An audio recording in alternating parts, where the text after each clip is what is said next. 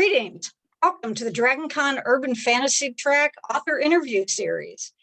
I am joined today by the wonderful Kim Harrison, who's here to talk about her great work, and I'm just delighted that she's here. Kim, thank you so much for joining us. Oh, it's my pleasure, Carol. Thank you for asking me. Of course. Now, the first question I always ask everyone in these interviews is, did you read fantasy or sci-fi as a child or as a young adult? Or was it something you came into? Oh, go ahead. No, I come by this honestly. I read a lot of science fiction and a lot of fantasy and a lot of fairy tales from a very, very early age. The first book I remember reading is James and the Giant Peach. So that might give you a little bit of an idea. Yeah. And I read a lot of young adults, and then it kind of petered out a little bit as I got older and discovered boys. But yeah, there's nothing much more I like better than sitting down with a good book. Well, there you go. And James and the Giant Peach, that's a very interesting, good start right there. Now, yeah, I mean, that is, I mean, it's something, that a lot of kids, I think, start with that type of thing. So that's really cool to hear that. Now, your first, and I believe your first published work was your first Truth, or your my gosh, Truth series, and your Princess series. Yeah. And if you could you give us, for people who may be unaware of them, could you give us just kind of your brief elevator pitch of what those two books or what those two series are about? Okay, now you're asking me something that I wrote like 20 years ago.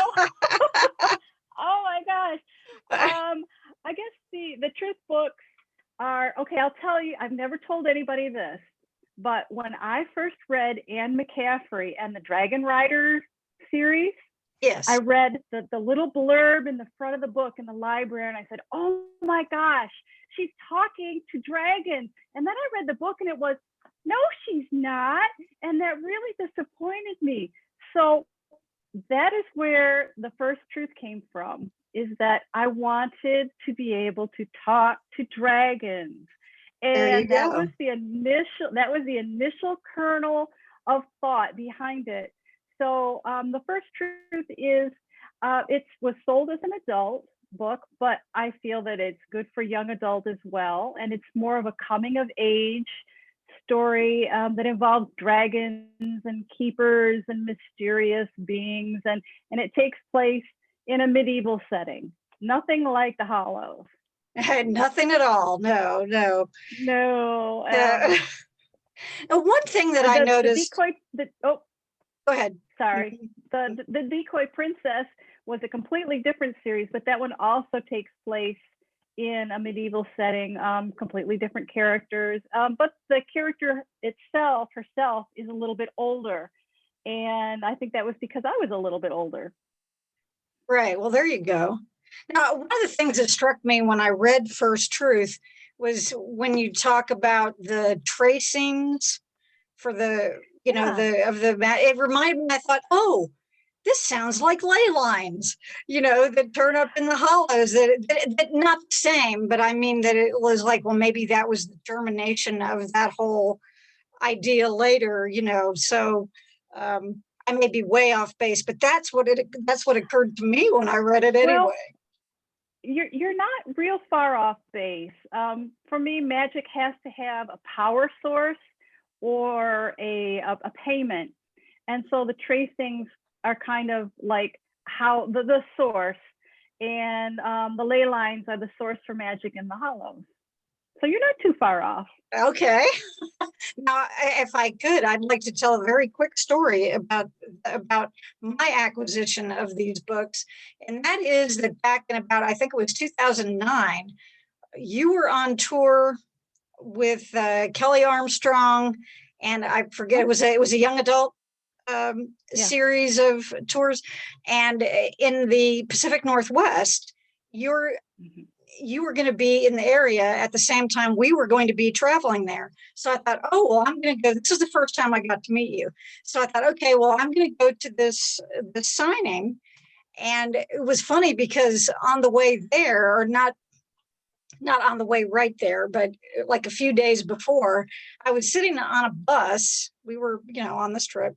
We were taking a bus across Canada to do, or in like from Vancouver to Victoria Island or something. And I had the newest Locust magazine with me, which had an article written by you or written about you. And that's when I found out about these other series. And I thought, well, how did I not know this before? But when I got to the Borders a few days later for the signing, I went and scarfed up all their books off the shelves. So, and luckily they had one of each. So I'm sure that anyone who came behind me and probably was not pleased, but I was very happy. So that's my little story of how I ended up with them on my shelves.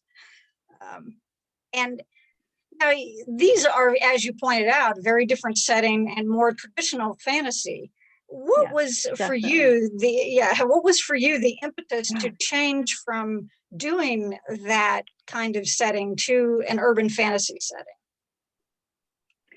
Well, Charlene Harris had her series that was out. Jim had his. And just the mix of the fantasy and modern day setting was really attractive. And like I said, I grew up reading science fiction and fantasy both. And to be able to pull both of those two worlds together into one book was very appealing because, I love my magic.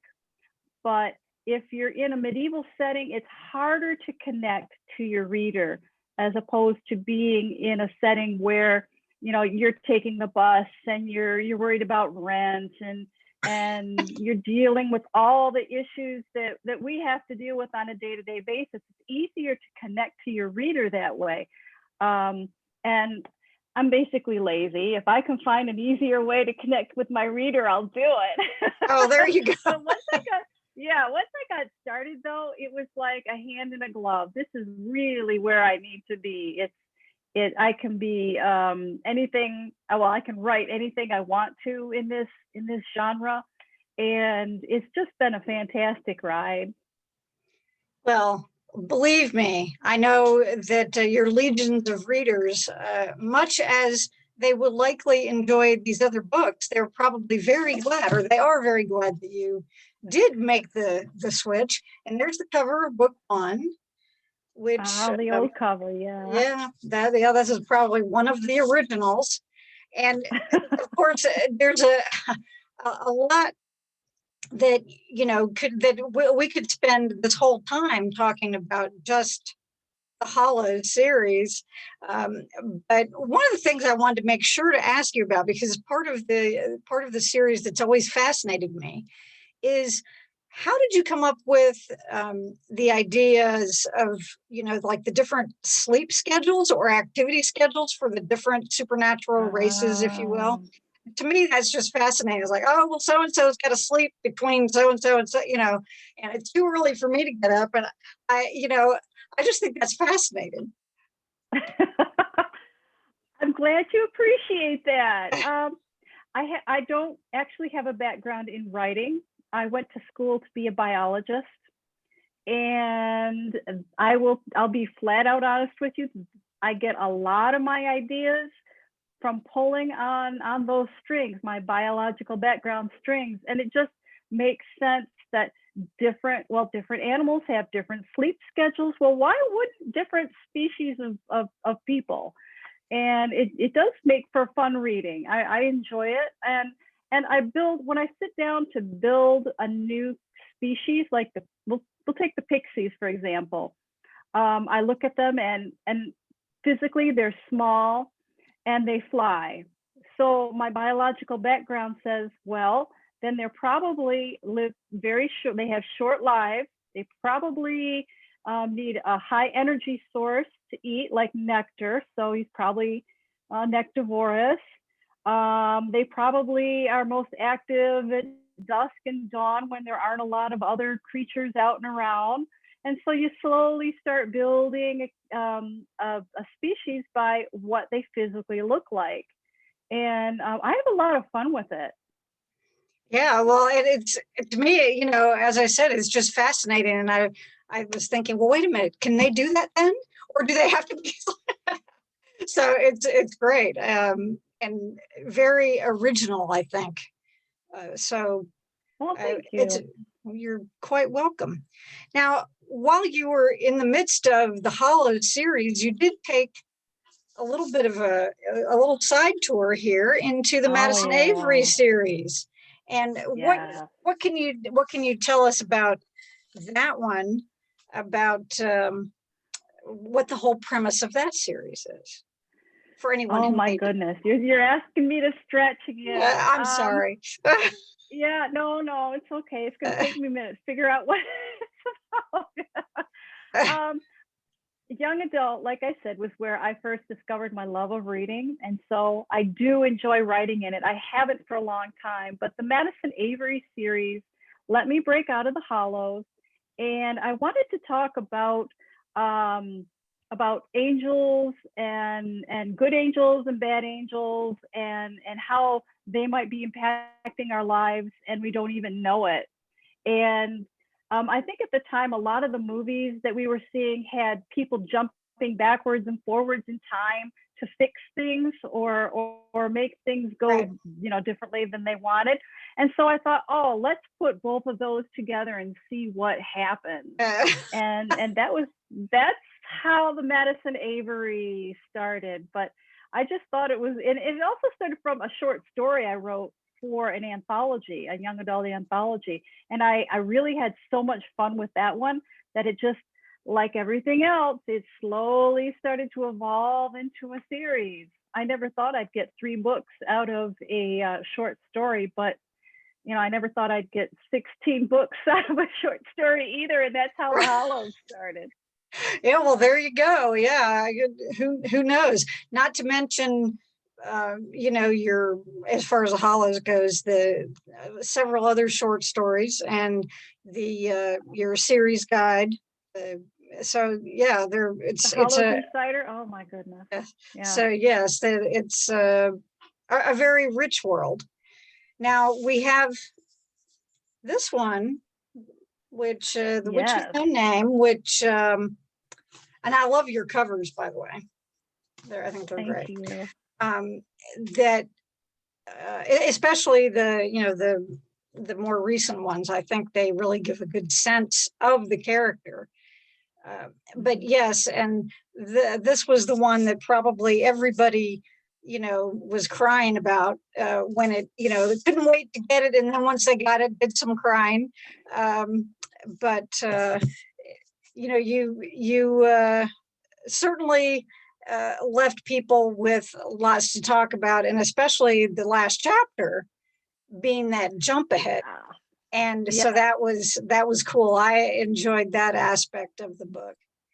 You did take a detour for a little bit, and we have the Peri Reed Chronicles, which there's a novella that comes first, a sideswipe, but then we've got the drafter and the operator. And can you give our viewers a little bit of a taste of what are the Peri Reed?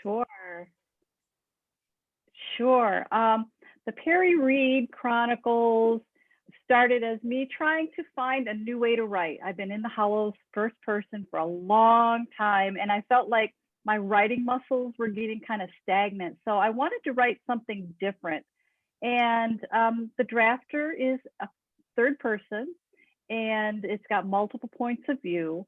And and again, I'm going back and forth in time. I kind of like that series. So I was able to, I guess that's what I do when I sit down to write something new. I pull in what I want to play with for a while, and then the character kind of blooms to fill that void. And the drafter is no exception. She's a woman who is a special agent, and she solves crimes. and or gets tasks done. Let's just say that. She doesn't solve crime. She gets the hard tasks done. She's a secret operative.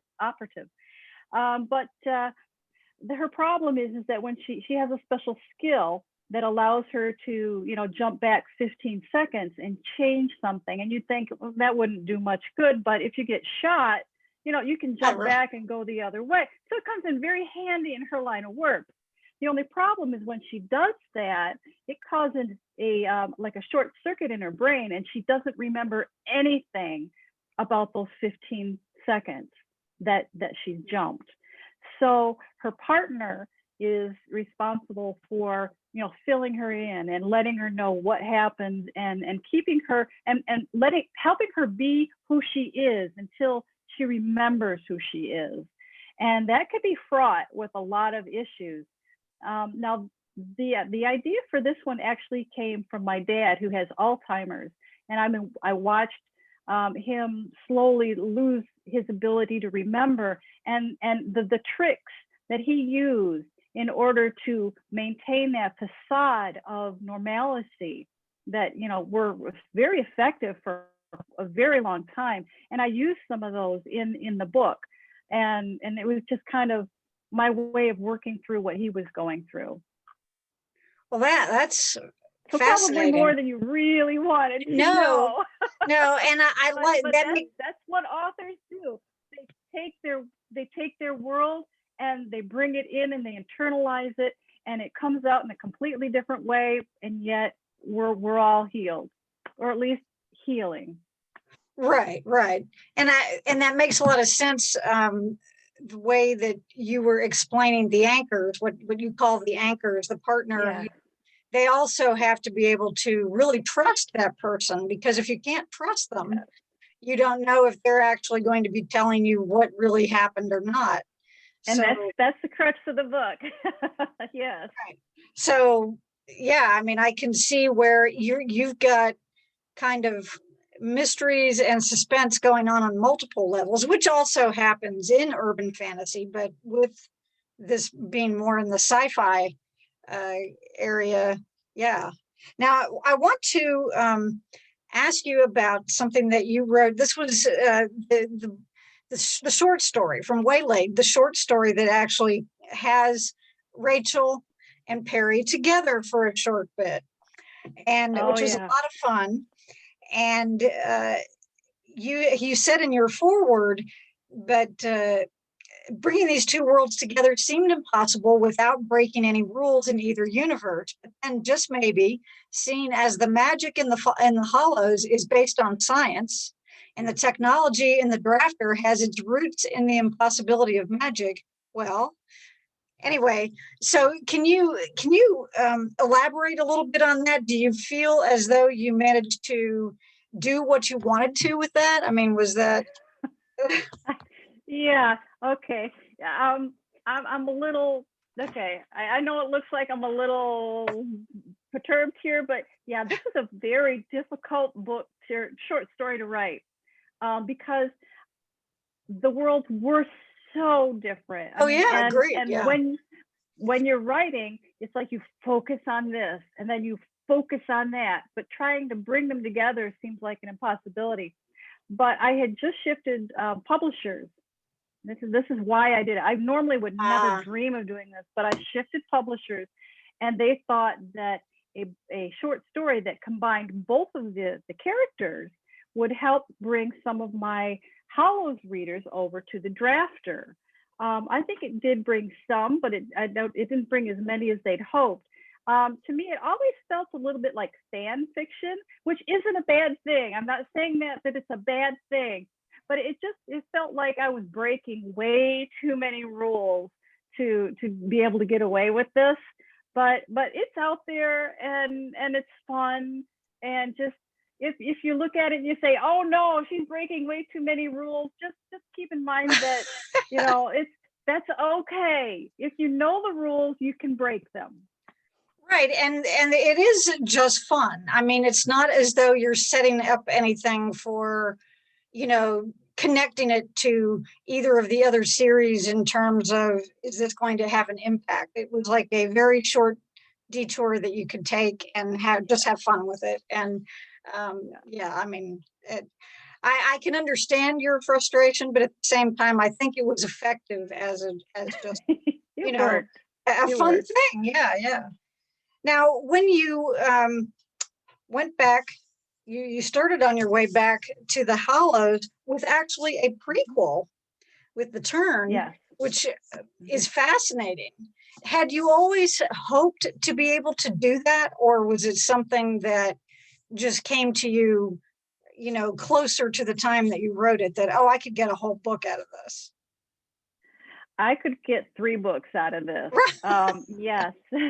This is actually Trent's parents during the turn. So it takes place in the 60s, which makes it a little more difficult for me to write because I have to do a lot of research on it. And I'll be honest with you, I am not big on research.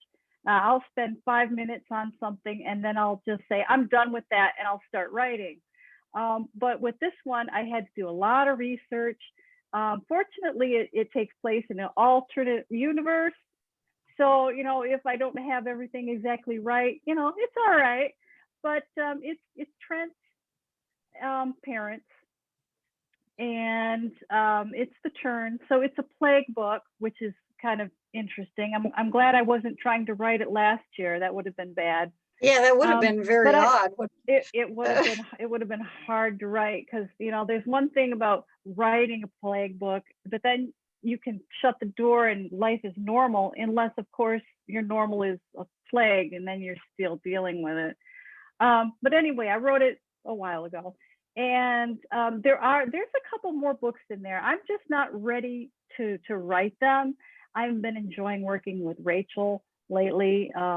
But at some point, I want to see Rachel and Trent at that Make-A-Wish camp. I want to see Trent's siblings. I want to see his siblings that didn't survive. I want to see Quinn and Jonathan and what he did to rescue Trent and make sure that he survived. I want to know what happened to his mother, because she's very devious. So there's a lot of material there. I'm just not quite ready to dive into it yet. Yeah, and I'm sure that when the feeling happens, that'll be the best time to do it anyway, right? So now we have the return, or we did have the return to Rachel and company with American Demon, yes, which since we mentioned earlier that 27-year jump at the end of The Witch with No Name, and so now you've got in American Demon, you're going back, picking up just a couple of months after the current time frame of Witch with No Name, so you can kind of fill in some of what happened, in those 27 years. And am I giving away too much by asking if the next book is going to be continuing that same trend? Will it pick up pretty much after where American Demon left off? You need this one right here? Yes, that one. Mine's not here yet, but that's beautiful. No. But yes, $1 Million Demon. Yes, it does. It picks right back up about 3 months later. There was actually a bit of discussion between me and Ann Sowers, my new editor, about whether we were going to pick up and roll as if nothing had, that gap in the publishing schedule hadn't happened, or were we going to try to start off with, brand new, bring everybody up to speed. And that's just really not my style. So I was lucky that Anne went along with what I wanted to do, with just pretend that last chapter hasn't happened yet. Right. In The Witch with No Name. Now, right. I wrote it off as it was a dream, but I had to do something. Okay. But just keep in mind that is really where I'm aiming at. But we'll see. No life is sacred, as we have found out. Right. Oh yeah, that's for sure. And I did appreciate, and I liked it. I think it's probably very helpful to people who did have a longer span of time in between reading the two books, that there is that section in the beginning where it's some kind of dossier that's on that. I think it's what the IS has on Rachel, and goes through and describes all of this. So that's a great way to kind of catch up, or even even if somebody had read them closer together, to also just to clarify a few things. So that was a great idea too. That was my editor's idea. That was Anne's really? idea. Okay. And it was a good one. Yeah. Go Anne. Next time I see her at Dragon Con, I will tell her good job on that. A great idea. Now, who have been some of your secondary or recurring characters that you've enjoyed writing the most in any of your series? But I'm imagining that it will probably be the Holics, since there are so many. Yeah, that's where my thoughts are right now. Yeah. David the Weir, I would love to see more of him. The problem, I can't bring him in very often because he's like a dragon, in that if he's there, he's going to solve the problem, real fast. So I have to keep sending him off to wear camp or something. I can't think of too many others that don't show up periodically enough that I miss them. Well, I've got a lot of new characters that I'm bringing in to. Now, I do kind of miss Ivy. She's kind of filtered out a little bit. I really can't answer that very well, because I bring them in. I keep bringing them back. That's right. They can't. They don't go away. They don't go away for long, do they? No. Now, from your perspective, as her creator and maybe even sometime advisor, depending on how much control she gets, who do you think, or what do you feel was the most dangerous adversary that Rachel had over the course of the series? That's funny, because that was one of the questions. I've been giving away arcs off my Facebook for the last few weeks. And that was one of the questions I just asked was, is Tascari, the vampire, more dangerous, or is it Nick, her old boyfriend? And Nick, the human, was probably won out as being the most dangerous, because she trusted him and she loved him, and he used all that information he'd gathered against her. He was constantly drawing her into situations that she wasn't, I don't want to say she wasn't ready to handle, but she shouldn't have had to have handled. I think her most dangerous adversary was probably Al, the demon, to be quite honest. He isn't anymore, obviously, although they are having an issue in the next couple of books. But it's Al. It's Al. They've got to make up, right? But originally, I think he was her most dangerous adversary until Rachel started to trust him. Just kind of flat out, I'm going to trust you because I have no choice. You can do whatever you want to me, so I'm going to trust that you won't. And that's when everything started to turn around between them. But it took a very long time. But she has had a lot of adversaries. I think the one that she would have had the most trouble catching would probably be the Banshee, because they can kill you by just touching you. And that's kind of hard to get by. A lot of people say that Rachel's great adversary is Rachel. But I've never agreed to that one. I've never agreed with that, but I can see where they're coming from 100%. Right. Yeah. It's that phrase, your own worst enemy. But yeah, no, she's, I agree with you on that. I don't see it, that way either, but when you brought up Nick, that's, the human monsters are the people that you sometimes least expect. Well, I guess he was a witch also, but still. Now, what would you say that are the major differences between Rachel and Peri in terms of their personalities, and how are they most alike? Oh, sure. Well, Rachel is like 24 when we start out the books, and she's very spur of the moment. She learns by doing, which is more like how I learn. So in that respect, Rachel's closer to me than Peri. Peri is more thoughtful, and she is methodical. She has to be very careful. She doesn't quite trust herself, and Rachel trusts herself 100%, whether she admits it or not.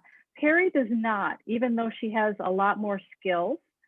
So in that way, Peri's like me in that she doesn't quite trust herself. Did I just contradict myself? I'm not sure if I did or not. Well, that just goes to show you how multifaceted we are. No, I think it makes sense, because if you said she's methodical and logical, the Peri is. Yeah. And that she doesn't always trust herself, and that's why she has to be methodical and logical, because she's thinking, well, did I just screw this up? Exactly. So that makes sense. Both women, though, are very strong-willed. They don't give up, and they will pursue something to the end, and they are very loyal. And those are characteristics that I think most of my main characters that that I'm following tend to have, because those are the people I like to write about, that you can trust that they're going to do the right thing, even if it's the hard thing. Right. And that's an important quality. I think that's one reason that that readers get on board with a particular character. That's how you can accept when they make a mistake, is that if they're doing it from a good place, it's a mistake. It's not, it's not a malicious. character. Yeah. Right. And I agree with you on that. Now, if either Rachel or Peri could make a guest appearance in another series, any series, where do you think they'd have the most fun? Oh my goodness, I can't answer that. I cannot answer that. It's just too. Oh my goodness. Okay, well, we'll leave that to the readers to speculate. Anyone who watches this, if you would like to leave a comment wherever you happen to view this, whether it's on the YouTube channel or the Facebook page or whatever, leave your comments, and we will peruse them and see what we think. I'll make sure and let you know, Kim. Now, in terms of the Hollows, with it being such a long-running series, is there anything that you did early on in the series that you kind of wish you hadn't? I mean, is there anything that you would go back and change if you could? I mean, it is urban fantasy, so in some ways you can do that anyway. But is there something that you're just kind of wishing that you could change? Wishing I had done, yeah. Right. Not that I can think of off the top of my head. When I first started out writing the Hollows, I was writing only the Hollows pretty much. And my work schedule is such that I can get a book and a half done in a year. That's my comfort zone. And so by the time the second book was out, I was already far enough along in my work schedule that if I saw something that I wanted to change in like the second book, I could catch it in copy edit, or sometimes if it was a tiny little thing, I could change it in the page proofs. And the further along I got, the more changes I could make. Now I've since lost that beautiful buffer I had, and I'm starting to see things. It's harder to write without that book buffer, and I'm sure that I'm going to have things that I'm going to regret coming. But at this point, I really don't have anything I wished I hadn't done. Usually by the time the book is published, I've been over it so many times that I can pick out usually the glaring errors and figure out if I've painted myself into a corner before I've actually like closed the window and I can't get out of the room at all. Okay. I like that. And I like your term book buffer. That's a good one. That's, yeah. Now, was Yeah. there one of your books in any series that you particularly struggled with for whatever reason? That it was just, something that was a little more difficult to, get going with, or just to finish it, whatever the case may be. Yeah. Yeah. Well, let's see. I've got a couple of manuscripts that I have that I don't have published, and those are the ones that I've struggled the most with. As far as the ones that have gotten published, I'm going to say the drafter was probably the hardest for me to work through.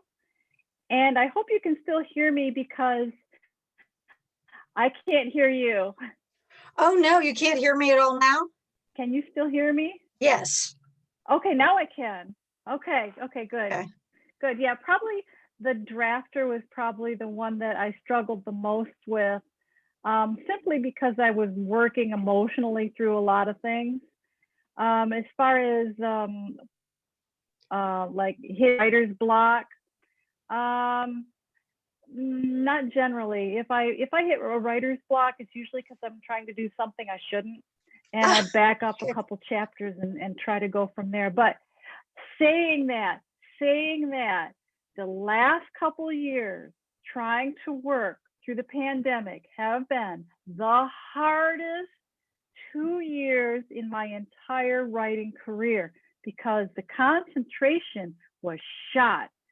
So if there's writers out there who are banging their heads on the wall and saying, I can't do this, just relax, wait until the world finds its new normal, and keep going, because this writing environment the last couple of years has been awful. It is pathetic. If you can get 10 words down, you're doing okay. Yeah.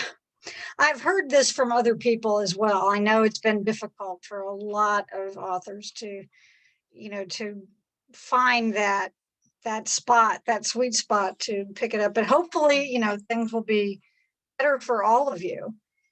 Now, kind of as a counterpoint to that last question, do you have any favorites amongst your books? My favorites. Yeah. It's usually the one that I've just finished. Yeah. But I do have a couple that I enjoy. In the Hollow series, I enjoy the fourth book, the one where they go to Mackinac Island. Okay. And I also, what's the name of that one? For a Few Spells More, or few. And I like the one where they go out to the West Coast. I think that one's Pale Demon, if I'm remembering correctly. The titles tend to blur, but it's the one where they go out to the West Coast.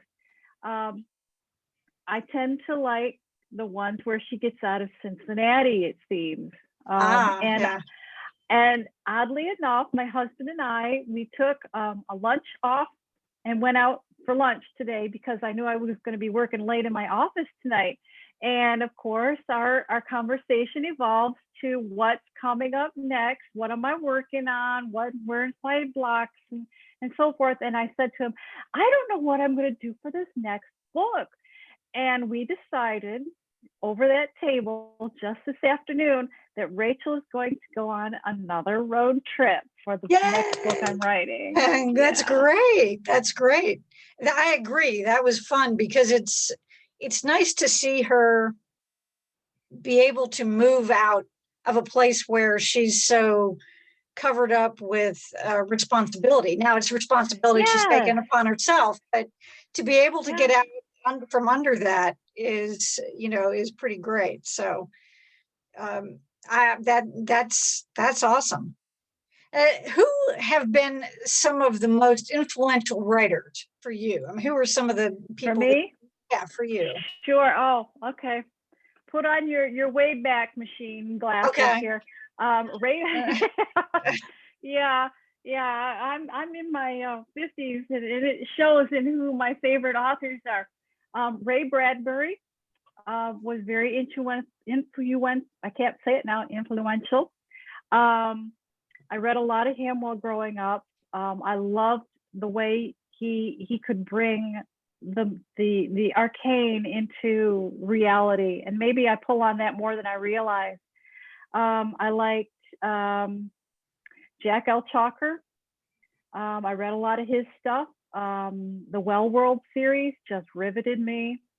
Let's see, who else did I read? I think I learned from the Well World series how you can pull a series from book to book to book to book, because way back in the 70s and 80s, you know, a 3-book series was a big series, and he had quite a few.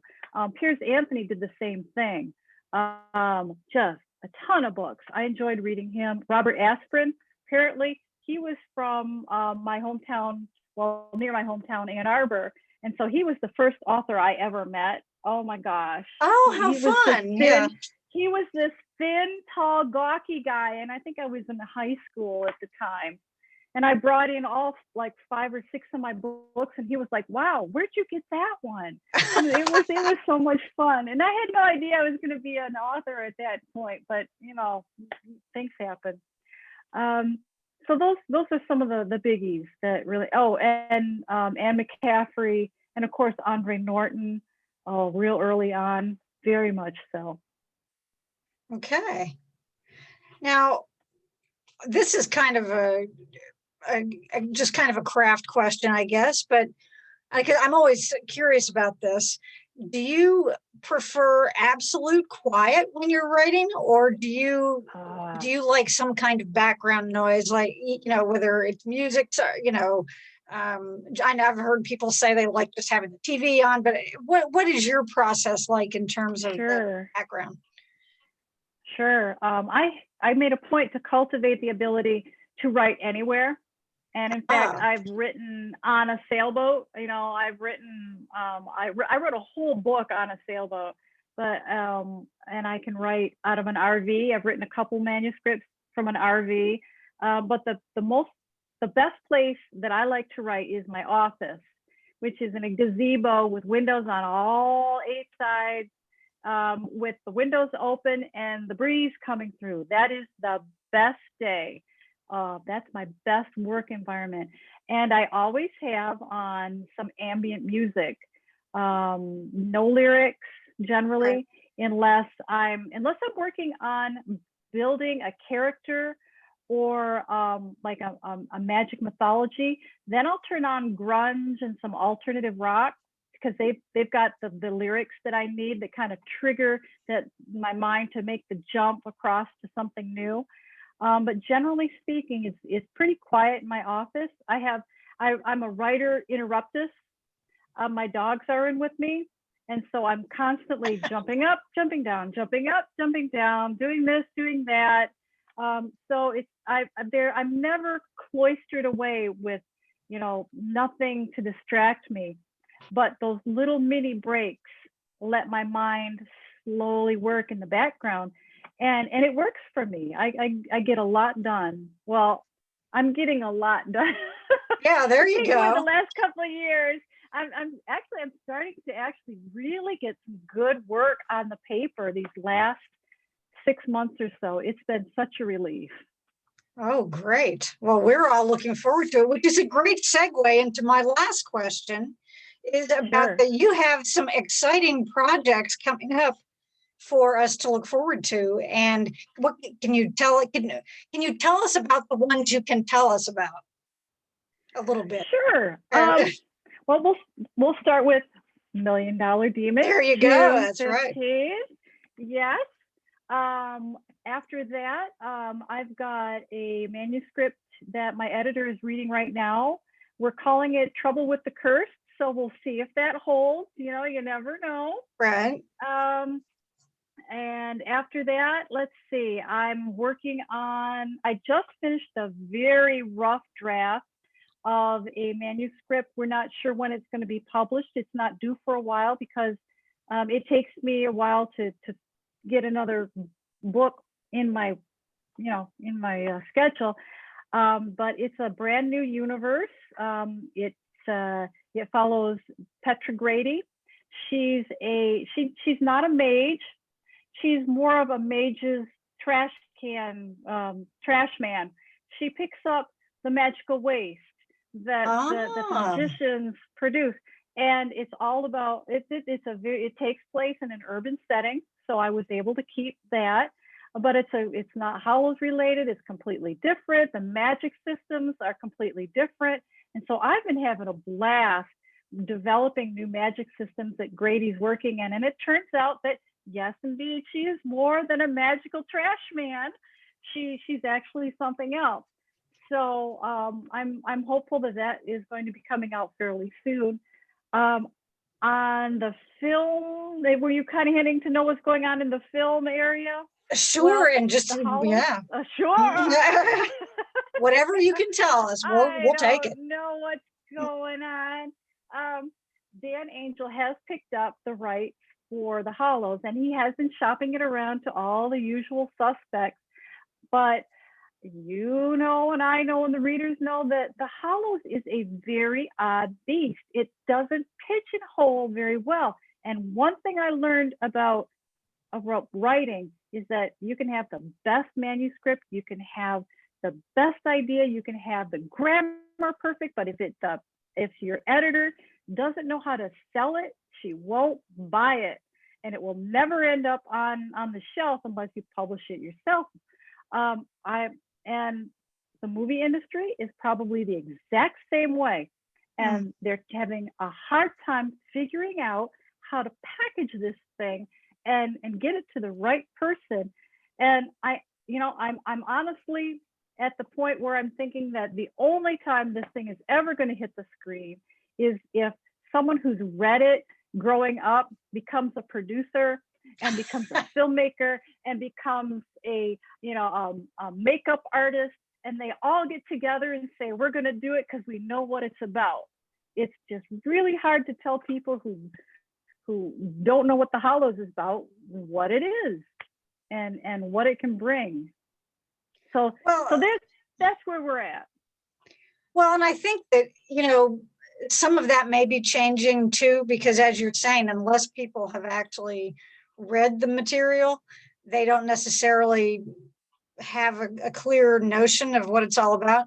I think that that's probably changing as there's a change in the industry, because that industry is changing so much with so much more streaming that people can do. So, we'll keep our fingers crossed that something good happens and send all those good vibes in that direction, because that would be awesome to see. It really would. And I'm sure, that you'd probably be watching it with one eye and covering up your other eye with it at the same time. And, it's, just maybe in the beginning anyway, to say, oh my gosh, I want to see it. And it's like, oh my gosh, I don't want to see it. I'm teasing. No, I'm sure not a purist. Oh, good. I'm not a purist. I am not a purist. Yeah, I know that these books have to be translated to film. Right. You translate it. It can't be a word for word. Although, the story's there. All they have to do is follow it. Right. And it is their own interpretation of, the film and the printed word are two different art forms. So yeah, it has to, you have to look at it that way. But I think a lot of people do get too wrapped up in saying, oh no, they're going to ruin it. Not the author necessarily, but some of the readers are, I know, because I see a lot of these comments. But Kim, I want to thank you so much for being here with me today. I know that all of your legion of fans are going to enjoy listening to this and seeing you, especially since they cannot see you in person quite yet. Although that's beginning to change, or that's we'll think positively and look forward to. I look forward to seeing you in person again at some point in time. So, we'll keep our fingers crossed that happens. But again, or sooner rather than later, I should say. But thank you so much for being here. Thank you to everyone who is watching, and I will very much appreciate you doing this, and I will make sure and spread it far and wide so anybody who wants to see it can see it. But thank you. Carol, it's been my pleasure. Thank you so much.